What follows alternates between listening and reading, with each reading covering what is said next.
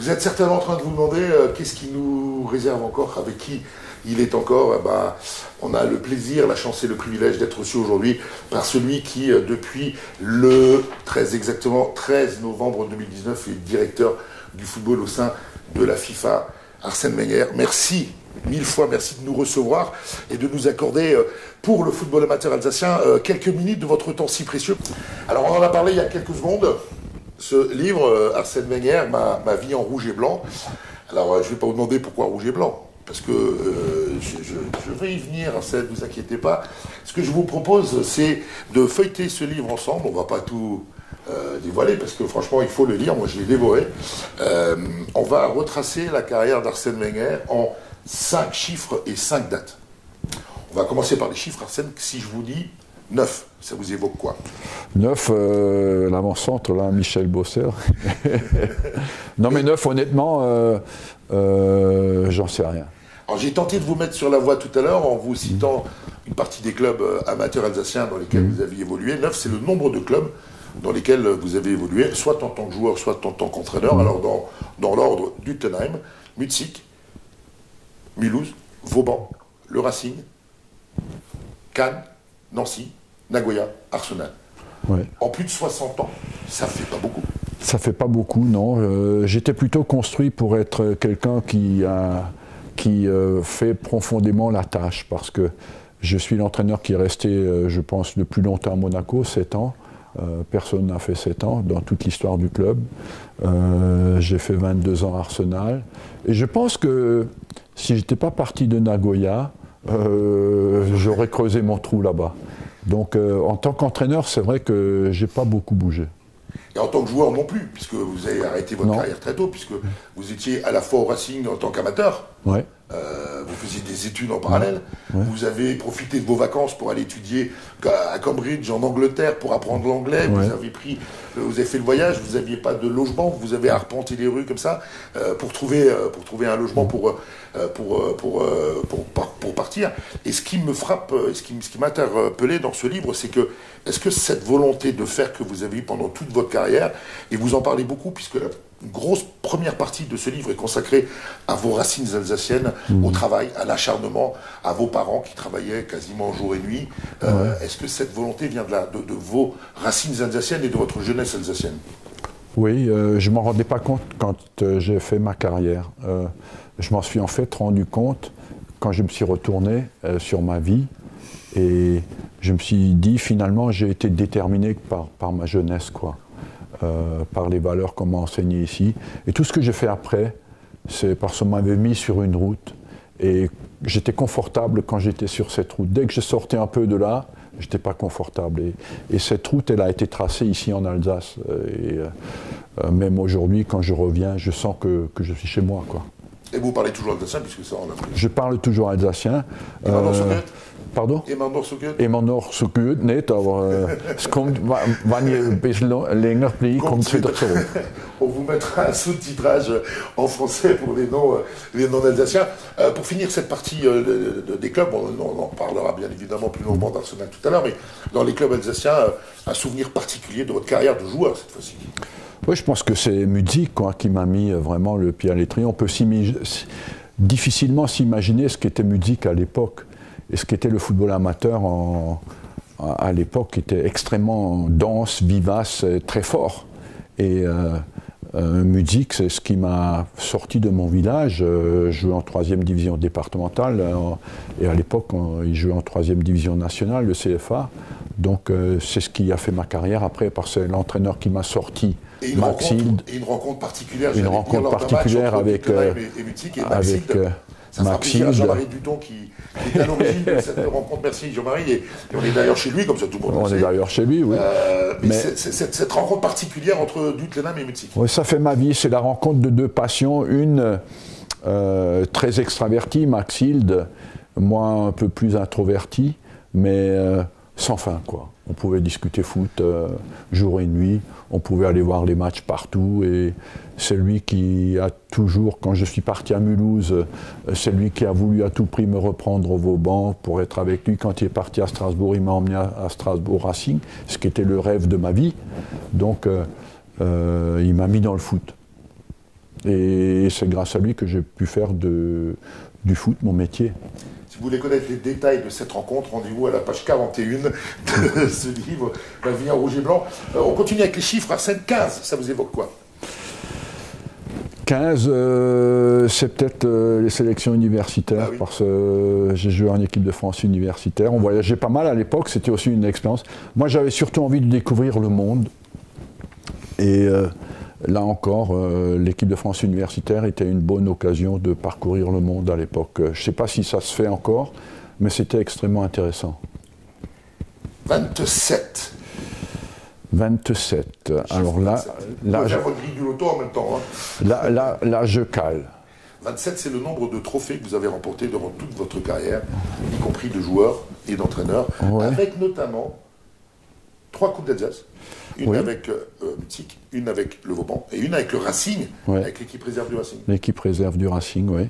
Mais je pense que j'ai pas compté ce que j'ai gagné dans ma vie, parce que quand tu es entraîneur ou quand tu es joueur, tu es toujours focalisé sur ce qui vient après. Et en fait, je me rends compte aujourd'hui, parce que je suis au contact de beaucoup d'anciens sportifs de très très haut niveau, des gens qui ont dominé le monde pendant des années et des années, et quand je leur parle, ils ne me parlent que de ce qu'ils auraient pu gagner et qu'ils n'ont pas gagné. Et je pense que c'est absolument stupéfiant. Des gens qui ont 7-8 médailles d'or aux Jeux Olympiques, ils te parlent toujours de ce qu'ils n'ont pas gagné. Et c'est ça qui m'a vraiment impressionné toujours. Alors ce qui est impressionnant dans ce parcours, à travers les différents clubs, vous avez été champion avec Monaco, vous êtes arrivé à Nagoya, ils n'avaient jamais rien gagné, vous leur faites gagner la Coupe de l'Empereur la deuxième année, vous arrivez à Arsenal, je ne vous parle pas des titres que vous avez gagnés avec Arsenal.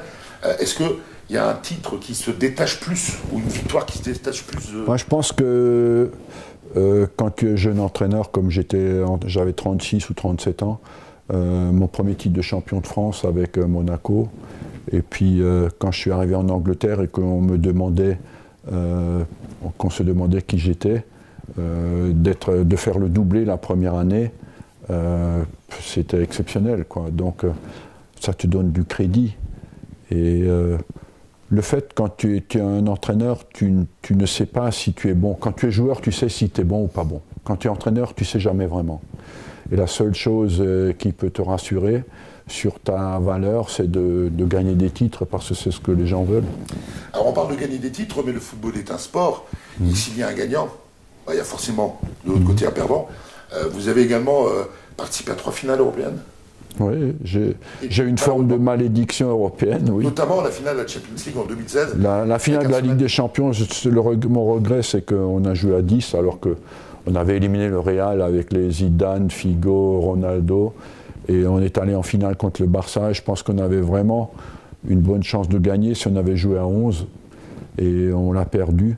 Et puis après aussi, je pense qu'en Europe, on est tombé, on a joué pendant 19 ans d'affilée la Ligue des Champions, donc on ne jouait pas les petites Coupes d'Europe. Et on était tombé dans cette période où le Barça était super dominant, quoi. Et le Barça, le Real, le Bayern étaient des équipes qui étaient un peu au-dessus de nous, surtout une fois qu'on avait construit le stade. Et on apprend toujours de ces échecs. On apprend toujours de ces échecs, mais il faudrait avoir l'humilité nécessaire pour aussi apprendre de ses réussites. On va la garder celle-là.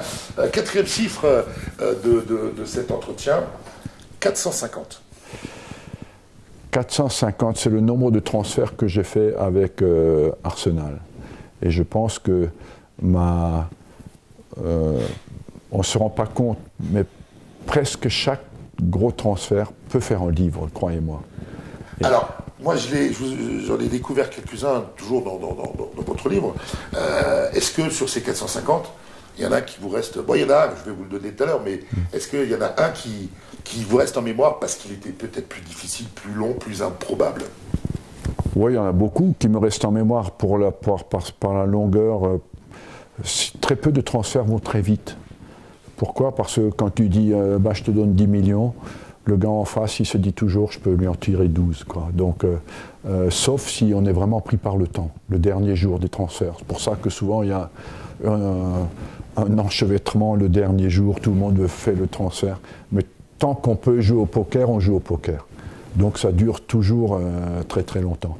Mais je pense qu'un des transferts qui m'a donné du crédit en Angleterre, c'est le transfert de Patrick Vieira. Et quand j'appelle du Japon, il est en train de signer à l'Ajax d'Amsterdam. J'ai réussi avec Jean-François Larios et Marc Roger à l'époque, son agent, à les empêcher de le faire signer. Je lui parle et au lieu de signer, il vient à Arsenal. Et c'est quand même celui qui m'a donné du crédit au départ. Il se dit putain, on ne le connaît pas, mais il ne doit pas être si mauvais que ça puisqu'il amène des bons joueurs. Donc, et puis le transfert de Glenn Hoddle, c'est pareil. Il doit aller au PSG et le matin, à Heathrow, je lui dis non, tu viens à Monaco. Et il y en a un qui m'a beaucoup plu, parce qu'on connaît la rivalité des clubs londoniens, sur le plan sportif et aujourd'hui économique également, c'est la signature de Sol Campbell. Sol Campbell, c'est...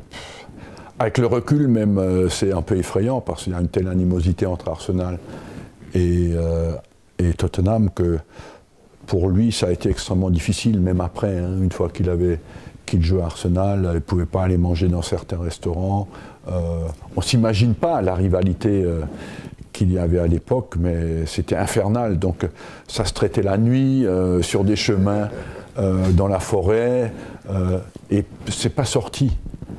Pendant 3 mois, il y avait un accord entre lui et moi et David Dean et son agent, et ce n'est jamais sorti. Quand on est allé ensemble dans la conférence de presse, il n'y avait pratiquement personne de la presse parce qu'ils pensaient qu'on annonçait la signature d'un stagiaire, et c'est Sol Campbell qui apparaît. Donc vous auriez mis une bombe dans la salle, c'était pareil. Dernier chiffre, je suis sûr que vous allez trouver, 1235. 1235, je ne peux pas le louper. C'est le nombre de matchs que j'ai managé à Arsenal. Et là, c'est énorme hein, quand même, parce que manager 1235 matchs déjà dans une carrière, c'est pas mal quand tu as le bonheur de le faire dans le même club. C'est vraiment exceptionnel. Et j'ai eu la chance d'avoir la santé, j'en ai loupé aucun. Donc ça, c'est quand même fabuleux. On reviendra sur Arsenal tout à l'heure, parce qu'Arsenal, c'est 22 années de votre vie. Ouais.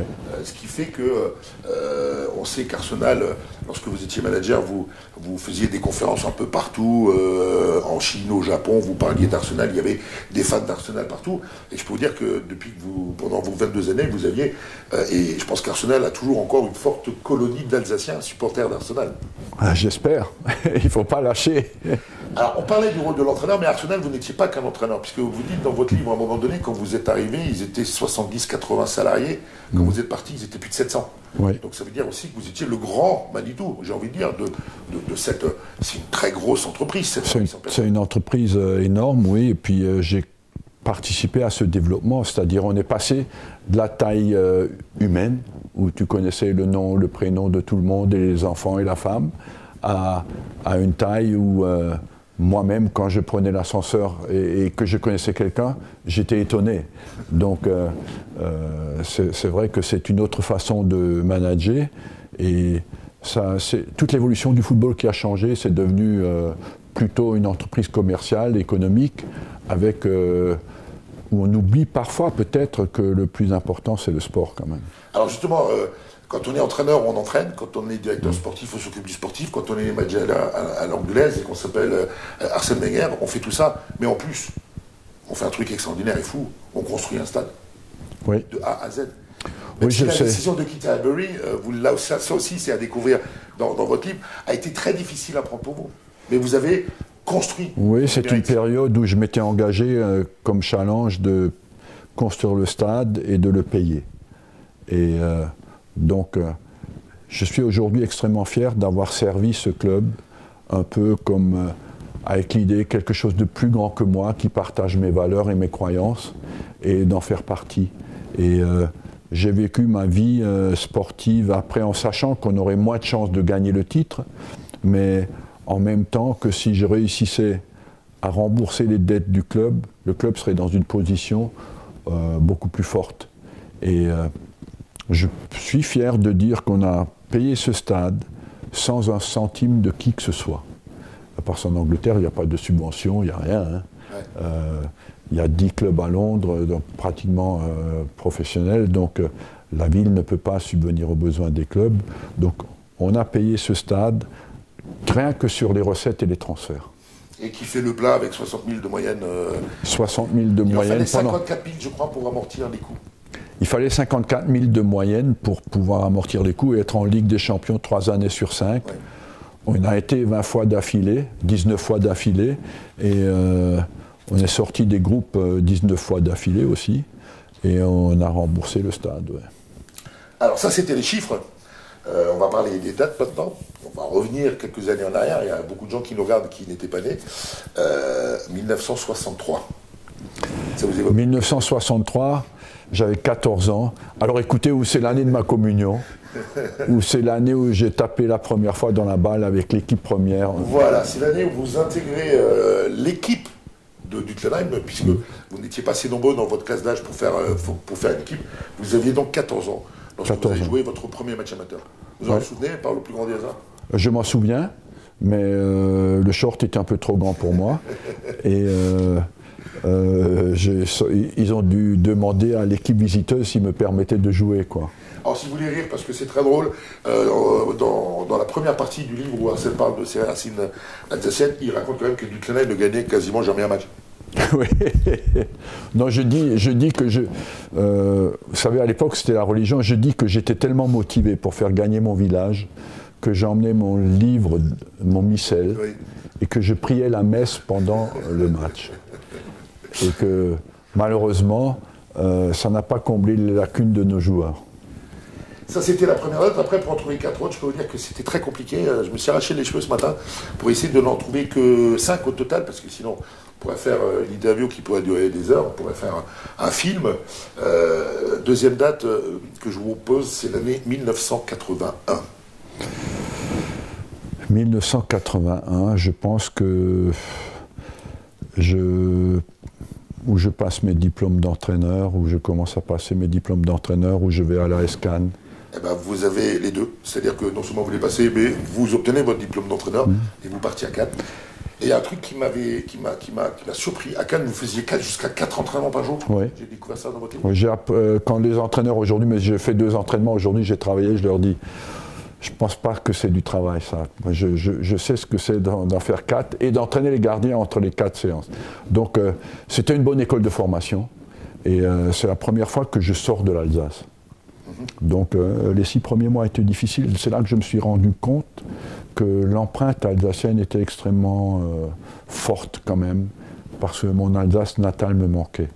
Et ça m'a permis après de toujours laisser du temps aux joueurs que j'ai recrutés de l'extérieur, parce que je sais que les premiers temps, ça peut être difficile. Alors après Cannes, on l'a vu, Nancy, vous faites 3 saisons à Nancy. 3 saisons, qui étaient très formatrices aussi pour moi, parce qu'on se maintenait avec des bouts de ficelle, et puis la 3e année, on est descendu. Mais malgré tout, le club me propose 50 contrats. Et je suis tenté de rester, parce qu'on travaillait pour former les jeunes, parce qu'il n'y avait pas d'argent du tout. Hein. D'ailleurs, quand vous regardez Nancy aujourd'hui, ils sont tout le temps en 2e division.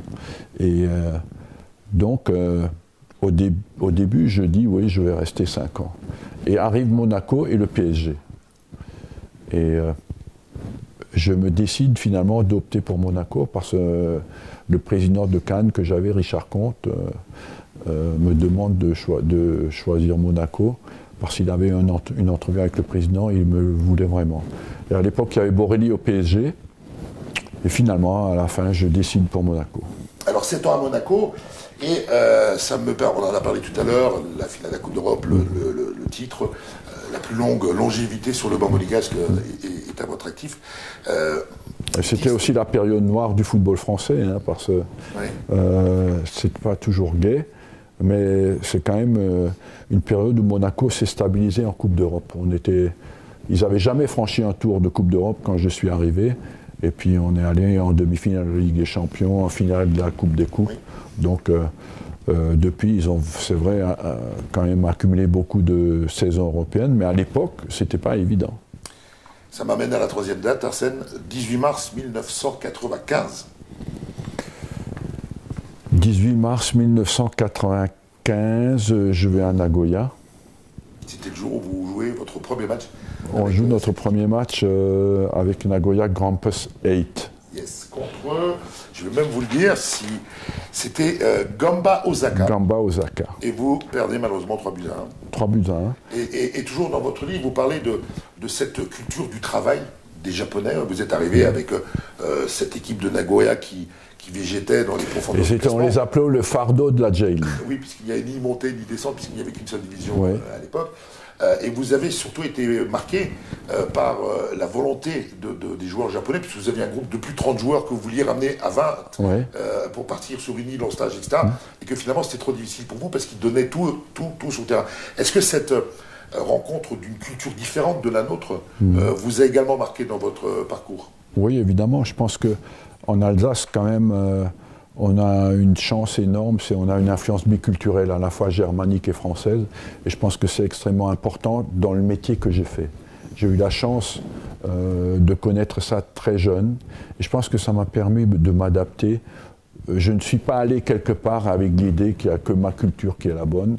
Je suis arrivé quelque part avec l'idée, comme j'ai eu une influence biculturelle jeune, avec l'idée de comprendre comment ça fonctionne.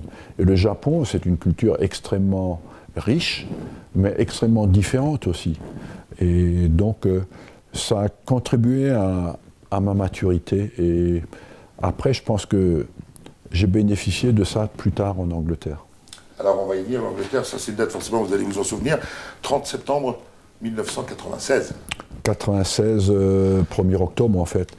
Quand je pars de Nagoya, je pars le plus tard possible, parce qu'on est en train de gagner le titre à Nagoya, mais Arsenal ne peut plus attendre, et je décide donc de partir à Londres, et j'arrive le 1er octobre pour ma prise de fonction à Arsenal. Alors ce qui est assez, quand on vous connaît un peu, quand on sait que, voilà, vos 60 et quelques années passées, toujours svelte, toujours 1h30 de sport tous les jours, de cardio, j'en passe les meilleurs, quand on sait que c'est grâce à une cigarette que vous avez rencontré David Dean et que vous avez vous êtes lié à une forte relation tant de professionnel, mais surtout amicale avec celui qui vous a fait venir à Arsenal. Oui, on avait une forme de communion totale dans la façon de travailler. Et c'est lui qui m'a recruté, c'est lui qui a poussé le président à me prendre. Et puis, parfois, il y a des déceptions quand tu es obligé de travailler après ensemble, mais là, ça a collé vraiment tout le temps. Et encore aujourd'hui, on s'appelle tout le temps, quoi. Donc, c'est vrai que c'est la cigarette qui a provoqué la coïncidence. Qui a provoqué la coïncidence. Mais c'est aussi ma passion, parce que j'étais en Turquie, au lieu de rentrer à Nice, je voulais voir du foot le 1er janvier. Donc, en fait, le dénominateur commun dans toute cette histoire, c'est le fait, cette passion incroyable pour le foot. Mais j'ai aussi fait ce livre surtout pour les jeunes, pour leur dire, je sais que la vie est difficile, hein, ça a changé, mais aussi pour leur dire que la vie peut être supérieure à tes rêves. Et quand je me suis retourné sur ma vie, et que je me compare au petit gamin que j'étais à 10-12 ans, dans le plus fou de mes rêves, je n'aurais pas pu imaginer la vie que j'ai eue après. Donc il faut juste suivre sa passion, et puis après, il faut avoir la chance, évidemment, de rencontrer les gens qui te mettent le pied à l'étrier. Mais il faut, si vous avez un rêve, une passion, il faut vraiment la suivre jusqu'au bout. Et beaucoup travailler, ça vous le rappelez. Ça aide aussi. C'est tout au long de votre ouvrage.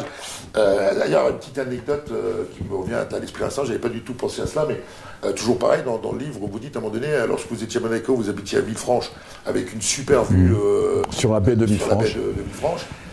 Et lorsque vous rentriez après une défaite, vous ne voyez plus cette vue. Je ne vois pas la baie. Alors qu'à Nagoya, vous aviez un très grand, spacieux appartement, certes, mais la vue, c'était un mur. Un mur. Et la vue était la même après une défaite. Pareil. Le mur, c'est la défaite, en fait. C'est cette volonté de toujours travailler d'aller de l'avant qui m'a fait rappeler cette anecdote. On va finir. C'est la souffrance de la défaite. Hein. Et on dit souvent que l'homme a la haine de la défaite, et c'est vrai, c'est comme ça, c'est en nous. Alors, il est impossible de parler de vos 22 années à Arsenal, mais on va quand même finir avec une 5e et dernière date, le 13 mai 2018. Le 13 mai 2018 est une journée très émotionnellement chargée, parce que c'est mon dernier jour à Arsenal, après 22 ans. C'est la fin d'une histoire d'amour. Donc, c'était à la fois très beau. Je pense qu'on peut faire un très beau film avec la journée, parce qu'il y a un hommage rendu par les spectateurs qui était extraordinaire, qui était magnifique, et en même temps triste, parce que c'est la fin d'une histoire d'amour. Et c'est la fin aussi d'une vie, quelque part, parce que j'ai 69 ans, et je suis placé là du jour au lendemain. Que fais-je de ma vie? Est-ce que je rentre dans un autre challenge d'entraîneur, ou est-ce que j'essaie de partager, de transmettre d'une autre façon ce que j'ai appris tout au long de ma vie? Et après moult réflexions, j'ai décidé d'essayer de transmettre ce que j'ai appris et d'essayer de développer le football ailleurs. Au sein de la FIFA, toujours avec un petit coup de fil, un petit coup de pouce de David Dean, dont vous parliez tout à l'heure. Toujours. Toujours. Alors aujourd'hui, malgré... C'est lui qui m'a... Il a eu peur que je replonge, quelque part. Qui a dit, va là-bas, tu seras plus tranquille. Pas tellement, mais il m'a dit, il est temps, il est venu pour toi, en ayant été à ton contact et en sachant tout ce que tu as appris, il est venu le temps pour toi de partager ce que tu as appris. Alors quand on vous connaît un peu, Arsène, on sait pertinemment qu'il y a plusieurs choses qui ont guidé votre vie. C'est bien sûr le travail, mais aussi la famille. Vous en parlez beaucoup dans le début du livre. Et vous finissez presque ce livre avec votre famille d'aujourd'hui, à savoir votre fille, Léa, que grâce à cette nouvelle fonction à la FIFA, même si elle est très prenante, aujourd'hui vous vous accordez beaucoup plus de temps pour passer plus de temps avec elle, avec votre fille. C'est cette notion de famille. Aujourd'hui encore, vous êtes en Alsace pour votre famille. La famille vous guidera jusqu'à la fin. Oui, je pense que l'Alsace aussi, c'est ma famille. Quand je rentre, quand je commence à voir les clochers au milieu du village, je me dis, bon, je reviens chez moi. Et je dirais oui, j'ai aussi quelque part une forme de culpabilité, parce qu'en étant extrêmement passionné, forcément on néglige beaucoup son environnement, surtout immédiat. Et il y a beaucoup de fêtes de famille où je n'ai pas pu venir. Et quelque part, j'essaie un peu de rattraper le temps perdu. Voilà, on avait dit qu'on ferait court, mais je viens de me rendre compte qu'on a fait finalement très long, mais avec deux bavards, c'est difficile de faire court. En tout cas, Arsène, mille merci au nom du football amateur alsacien. Et bonne nouvelle pour vous qui nous regardez. Arsène va maintenant dédicacer 2 de ses ouvrages, ma vie en rouge et blanc, tout simplement parce que les clubs dans lesquels vous avez entraîné, ils étaient tous en rouge et blanc. Fallait peut-être pas le dire ça. Si, c'est pas un scoop. Oui. C'est pas un scoop.